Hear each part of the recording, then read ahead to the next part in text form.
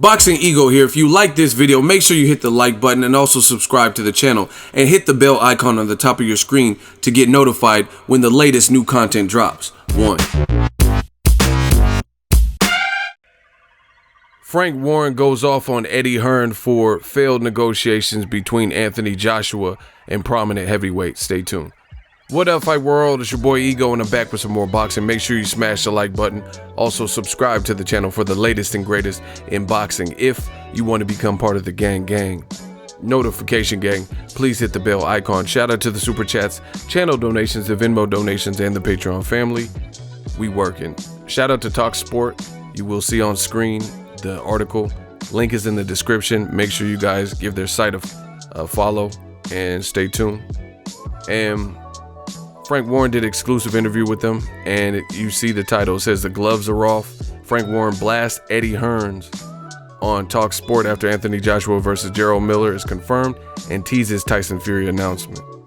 It says Frank Warren has hit out at Eddie Hearn on Talk Sport, accusing the fellow boxing promoter of talking a load of rubbish. It was announced on Wednesday, so I'm going to paraphrase some of the parts. It was announced on Wednesday that the champion, Anthony Joshua, who Hearn promotes, will take on Gerald Miller, Madison Square Garden, June 1st.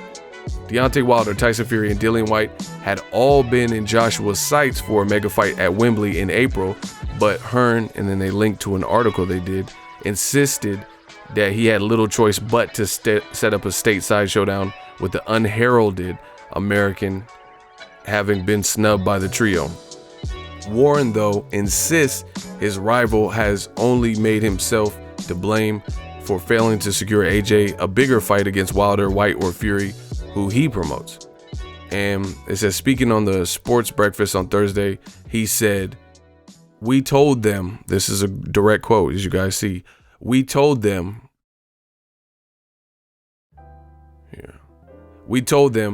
that we would make the fight any day between Tyson Fury and them on a 50-50 split, so that Hearn's excuse is a load of rubbish."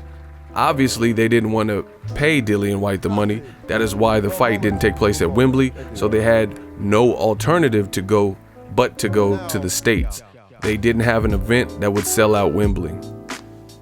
Goes on to say, they put themselves in that position. They could have easily taken $50 million to fight Deontay Wilder last year.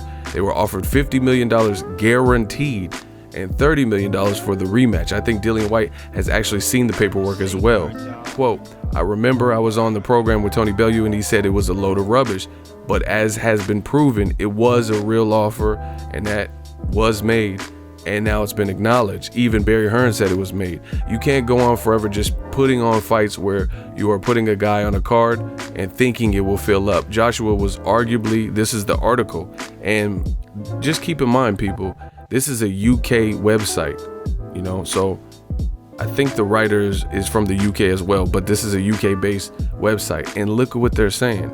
Anthony Joshua was arguably the biggest draw in boxing this time last year, but his star has dimmed somewhat with Deontay Wilder and Tyson Fury's thrilling December draw among the fights of the year and increasing both of their standings within the division.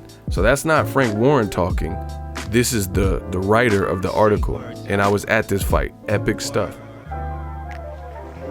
It says, with Wilder and Fury set to face off again this year, Hearn has urged the Brit not to agree to a rematch clause and scupper the chances of a fight with Joshua in 2019, but Frank Warren hit back. So back to the quotes. Frank Warren says, "There is no need to worry about rematch clauses. He could have made the fight a long time ago.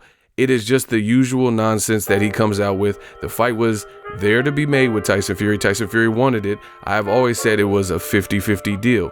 It is not down to finance. It is down to the fact that they want everything off the table and give crumbs to the people. That is why Dillian Whyte is not fighting. That is the reason he is saying he is finding it difficult to make matches. They don't want to pay anyone. That is the bottom line of it," end quote. Shout out to Talk Sport for that. This is just a bad look, man. Now, I know some people are going to say Frank Warren, of course he's going to say that, rival promoter, yada, yada, yada. But this is what I've been telling you guys, new media on my channel, and just look at the proof. You don't even have to listen to Frank Warren. You don't have to listen to Ego. Look at the proof. You have 3 separate camps, and it's not like this is the 3 ninjas, like they're a band of brothers and, you know, they're together in this.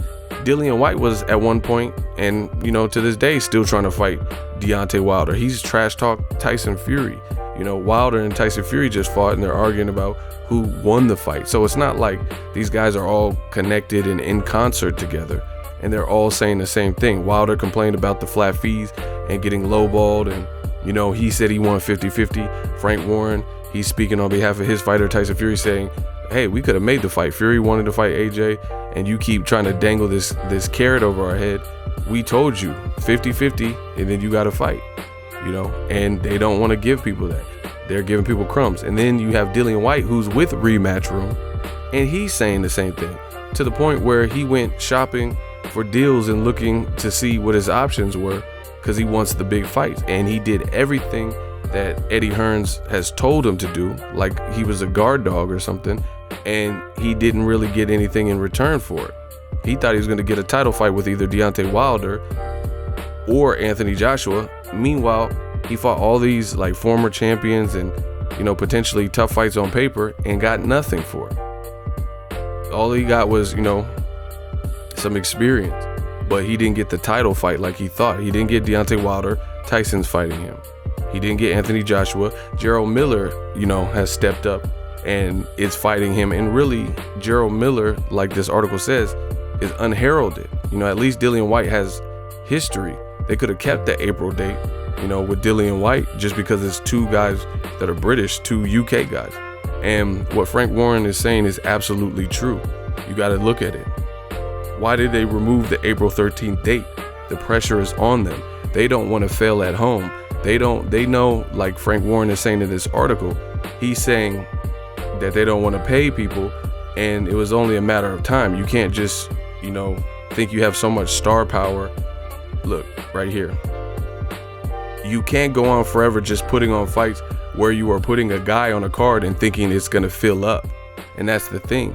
That's why Wembley is a giant venue. It's a huge stadium, and I'm sure it cost a lot of money for their time, for their services, for their facility.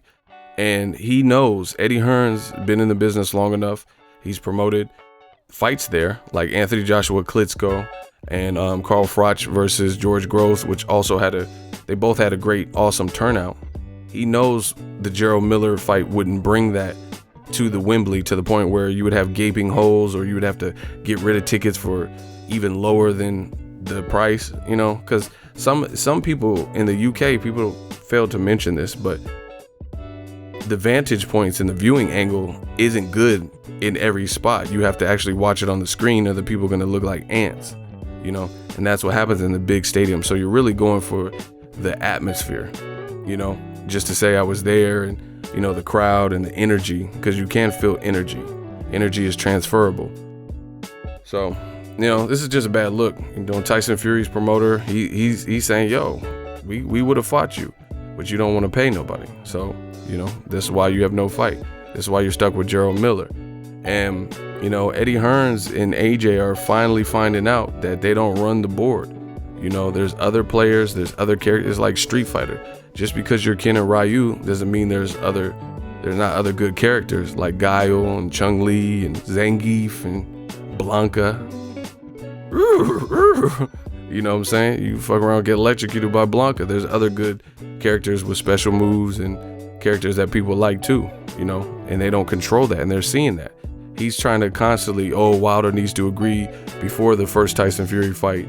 Otherwise, he's not going to get a fight. He needs to answer my email because we need time to plan. Like, they're not doing things on your terms anymore. They tried to make the fight early in the year, and you fought Povetkin, and your stock took a hit, And now he's trying to tell Tyson Fury, like, hey, don't have a rematch clause, because if you have a rematch clause, then you won't get to fight AJ. Tyson Fury, so be it. He can still fight Deontay Wilder again in a trilogy fight, depending on how this second fight looks. He has options, but the one who's hurting is Team Joshua, and I think they know it, because they're the ones who had to change their plans.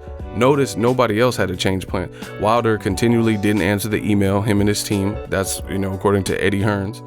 And Frank Warren, he continued to negotiate with Team Wilder, got his fighter a good fight where it's going on the East Coast. They say Tyson Fury is going to make a bag and make a lot of money. So The only one that really had to change plan and derive from what they said was the plan and contradict themselves are these two right here.